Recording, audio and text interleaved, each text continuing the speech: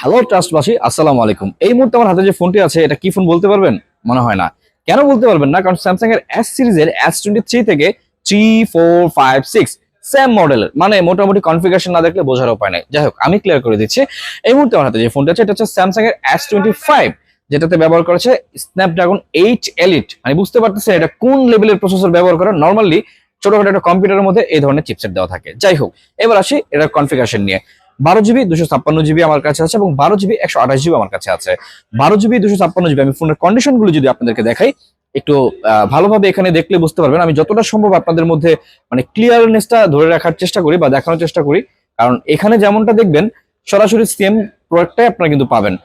অনেকে আছে মানে ফিল্টার টিল্টার দিয়ে খুব সুন্দর করে ফোন দেখায়, বাট ফিজিক্যালি দেখা যায় যে স্কেচের অভাব নাই। বাট এই যে আমি আপনাদেরকে দেখালাম এবং এই যে আমি বললাম, এই দুইটার মধ্যে যদি কোনো ধরনের ব্যতিক্রম কিছু পান তাহলে আপনাদেরকে প্রোডাক্ট নিতে হবে না। আমি যেমনটা বলেছি 100% ফ্রেশ, 1%ও কম নয়। এটা কিন্তু 12 জিবি 256 জিবি। যাই হোক, দামের বিষয়টা বলবো পরে। সেটা হচ্ছে যদি কেউ মিনি ফ্ল্যাগশিপ পছন্দ করেন, মানে হ্যান্ডি ফোন পছন্দ করেন বাজেটের মধ্যে, তাহলে অনায়াসে কিন্তু S24 বা 5 নিতে পারেন। যাদের বাজেট 50 থেকে 60 হাজারের মধ্যে তাদের জন্য বেস্ট একটা প্রাইজে থাকবে। ওকে, 12 জিবি 256 জিবির দাম থাকবে মাত্র 60 হাজার টাকা এবং 12 জিবি 128 জিবির দাম থাকবে মাত্র 55 হাজার টাকা।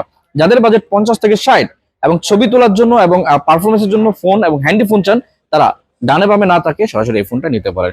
যাই হোক, যাদের প্রয়োজন তারা কিন্তু আমাদের শপে আসতে পারেন, অথবা কুরিয়ারের মাধ্যমে মাত্র 1020 টাকা অ্যাডভান্স করে প্রোডাক্টটি দেখে বাকি টাকা পেমেন্ট করার সুযোগ থাকছে। আমাদের সব ঢাকা যমুনা ফিউচার পার্কে। এরপরও যদি আপনার কোনো প্রশ্ন বা কোনো কিছু জিজ্ঞাসা করার থাকে আমাদের ইনবক্স করতে পারেন। তো দেখা হবে পরবর্তী ভিডিওতে। আল্লাহ হাফিজ।